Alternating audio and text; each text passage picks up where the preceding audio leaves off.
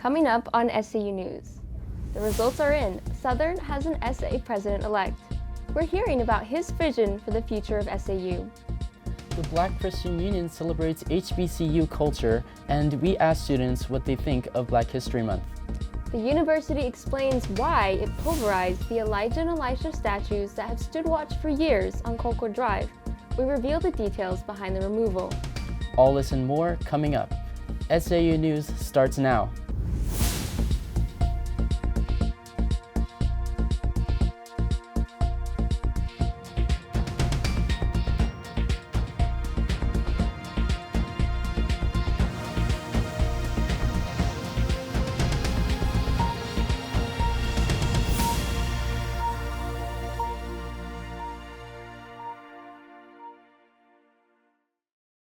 Welcome to SAU News. I'm Sienna Escobar. And I'm Ken Kelly. Our newscast is brought to you by SJC Productions in the School of Journalism and Communication. There's a new slate of Student Association officers preparing to serve next year. Here are the results from the SA election February 28. In the race for SA President, senior biophysics major John Hargy defeated sophomore nursing major Chino Zhao, winning 68% of the vote. For the position of Executive Vice President, senior accounting major Geneva Bautista secured a victory with 703 ballots, or 82% of the vote. In the election for SA Social Vice President, social business public relations major Esmeralda Paulino ran unopposed, but she did need to earn at least 50% of the vote, which she easily did, winning 853 yes votes, or 68% of the student voting. Earlier this week, SAU News reporter Ava Caroline Schmidt sat down with the president-elect. She asked Hargy what he's doing now to prepare for next year's term. Here and continue to my administration, I will continue to meet with key stakeholders in this university, such as our students, our student workers, our student organizations, our university leadership, our faculty, to understand their perspectives and identify urgent needs. So when my term begins in the fall, I will begin with a student-driven agenda. During Hargy's campaign, he promised to establish focus groups and conduct surveys to gather opinions to ensure all student voices are heard. He believes that outreach and his prior experience in SA helped him win support with the majority of voters. I think a lot of students appreciated the leadership and service I've had to this campus community. I have been a senator for 2 terms, and I was able to demonstrate continued commitment and advocacy for the student body. Hargy says his top priority, once in office, will be to enhance communication between the university administration and the student body.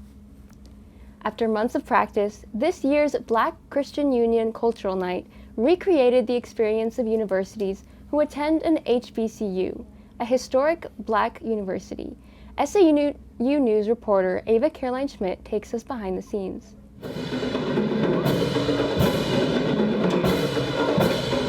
For audience members, BCU nights started at 8 p.m. on a Saturday night. However, the process really started almost a year ago, in May of 2024, when night director Nia Brown started brainstorming for the show.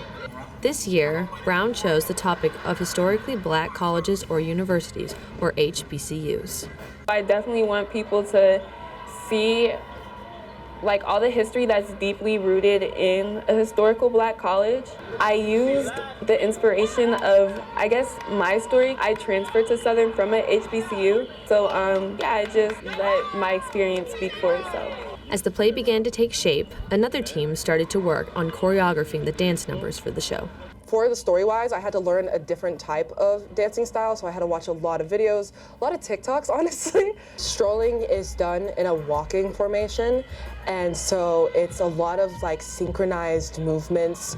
Sometimes it's really soft, sometimes it's really, I wouldn't say dramatic, I want to say strong, but everyone adds their own flair. That's kind of the beauty of strolling, is that we're all in sync, but we're all showing our individuality.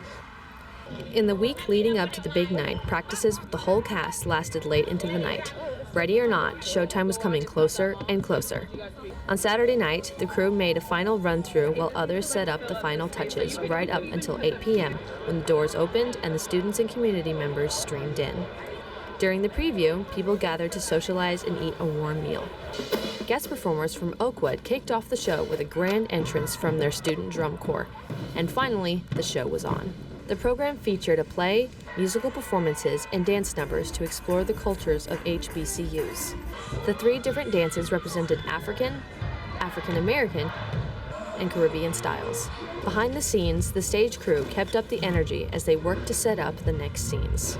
As soon as the curtains reopened, actors and dancers had to be in place and ready to connect with the audience. The actors performed an incredible job tonight, but the crowd, with their enthusiasm and their support, gave the actors more confidence to carry the show all the way through, and it was an incredible night. At the end of the show, members of the cast and audiences reflected on their experiences. The crowd had energy, like a lot of energy, and I was not expecting that. So like their energy kind of like bounced back on me. Just the entrance, as soon as I saw Oakwood and their drum line, that was amazing. Everybody really showed up and gave their all, and that's all that I could have ever asked for or wanted. Reporting for SCU News, I'm Ava Caroline Schmidt. Wow. So did you go to BCU Night? I did go to BCU Night, and I was really impressed actually this year. I thought they had a really valuable program, and they gave a lot of information that I hadn't heard before. Yeah, overall it was really nice. If you've walked along the backside of campus recently, you may have noticed the large granite statues across from campus safety have disappeared. SAU News reporter Isabella Lagos takes a clearer look at the reasons behind their removal. Over 15 years, 2 large granite statues stood proudly on Southern's campus, but on February 15th, they were taken down, with the entire project taking roughly 4 days. The statues once portrayed the biblical moment of Elijah passing his mantle to Elisha, symbolizing mentorship and the transfer of knowledge. Now, all that's left is an empty space where the statues once stood.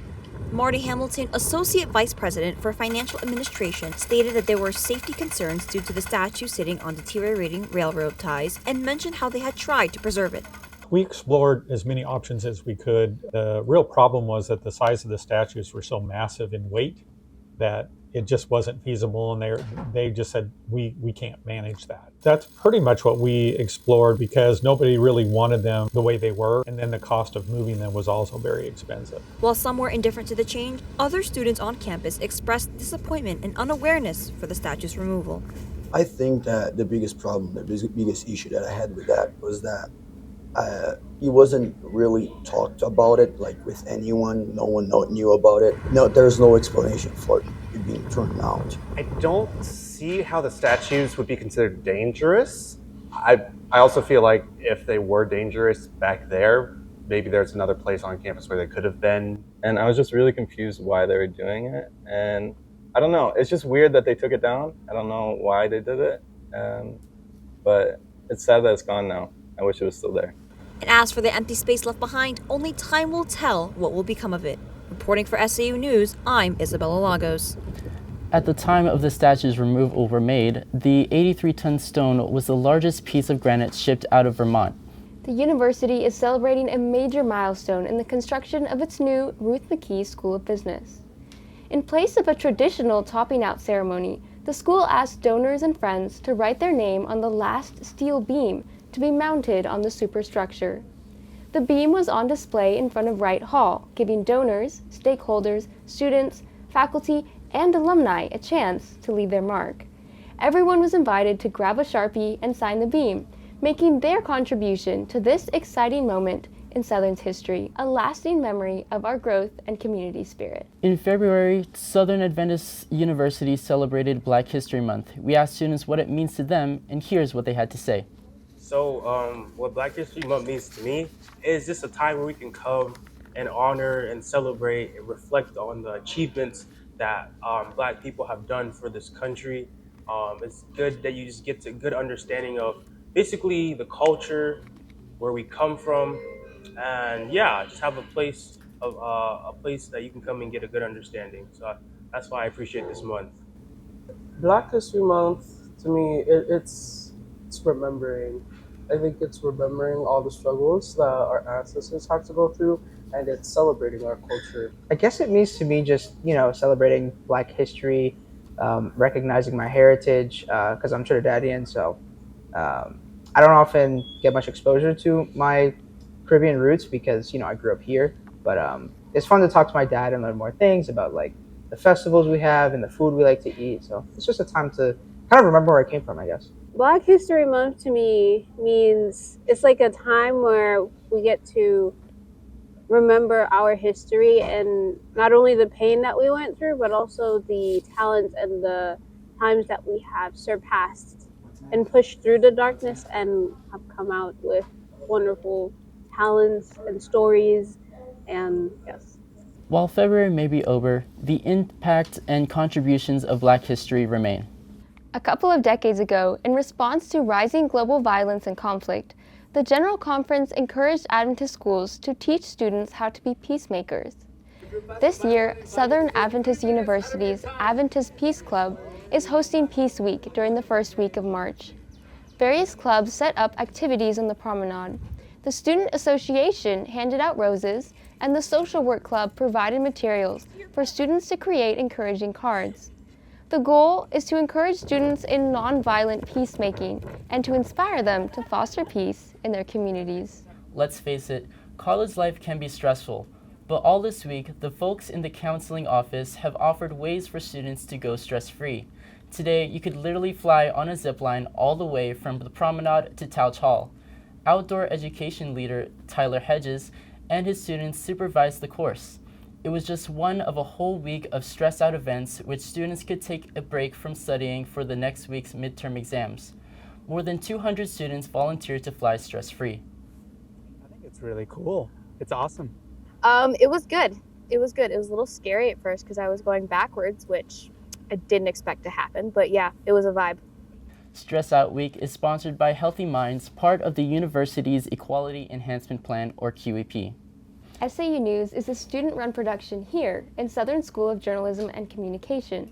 I'm Sienna Escobar. And I'm Ken Kelly. Do you have a newsworthy story? Message us on Instagram at SAU_news. Thank you so much for watching. See you next time and have a great day.